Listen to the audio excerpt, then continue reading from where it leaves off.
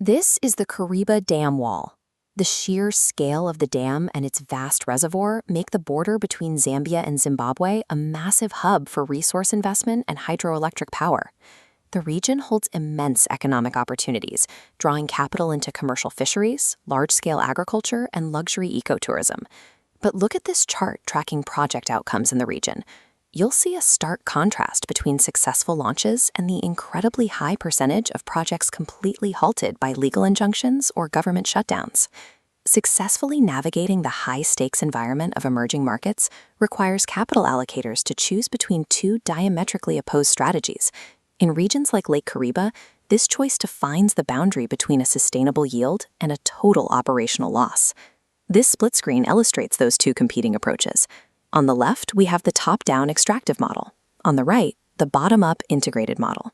The extractive model is built for speed. The pitch is rapid, cheap access to resources, bypassing local friction to get operations running immediately. The integrated model demands a much slower, operationally complex setup. The trade-off for that initial friction is a highly protected, self-sustaining return on investment. The dividing line between these two strategies comes down to one strict legal concept: securing free, prior, and informed consent, or FPIC, from local communities. While bypassing this consent process might seem like an efficiency hack, it often creates the exact legal and social friction that brings projects to a sudden, permanent standstill. When the extractive model acquires customary land, it typically goes straight through central government deals, actively ignoring local community consultation. But in Zambia, the Constitution explicitly protects customary land rights. Depriving a community of their property legally requires adequate compensation. Courts will scrutinize agreements made with rural communities who lack independent legal advice. If the deal is heavily skewed, judges will strike it down under the unconscionable bargain doctrine. As the stamp on this deed shows, uncompensated acquisitions are declared a legal nullity. The operator loses the physical asset completely. Ignoring local land rights to speed up your launch timeline creates a fatal legal vulnerability that will eventually dismantle the entire investment. This shortcut mentality bleeds directly into daily operations.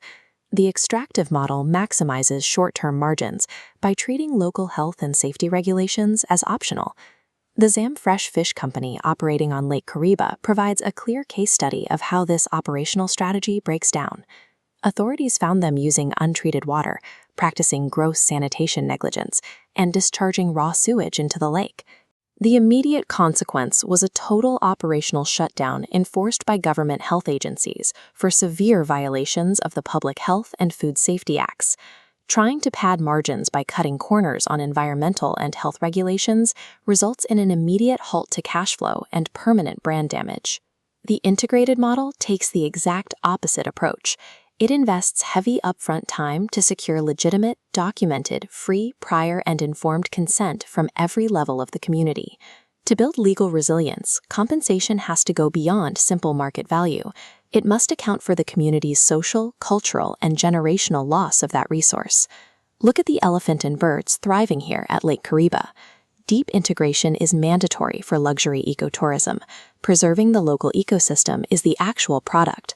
The primary business benefit of this event upfront is operational security. Securing consent grants you absolute legal immunity from constitutional challenges and those unconscionable bargain lawsuits. Strict compliance with FPIC takes rural communities who could be potential legal adversaries and turns them into active protectors of your commercial asset. The integrated approach applies the same logic to production, designing products that use existing local labor to solve immediate local market needs. This flowchart shows the Comfa Plus Fish project. It equips local women to process kapenta fish into nutritious powder.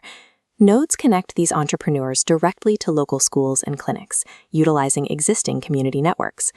When global supply lines break, this localized loop stays solid, providing extreme operational resilience. Empowering a complex web of local micro-stakeholders builds an organically scaling, crisis-resistant market that a top-down model simply cannot replicate. This decision tree maps operational choices to investment horizons. The under 3 years branch leads to the extractive model, risking sudden asset seizure for a brief, volatile yield. The 10+ years pathway highlights the integrated model, the mandatory choice for investors seeking stable legacy returns. The slow, painstaking work of building micro-infrastructure and securing authentic consent is what actually buys you an insurmountable competitive moat. Community integration isn't a philanthropic add-on. It is a rigid operational requirement for long-term survival in any resource-rich region.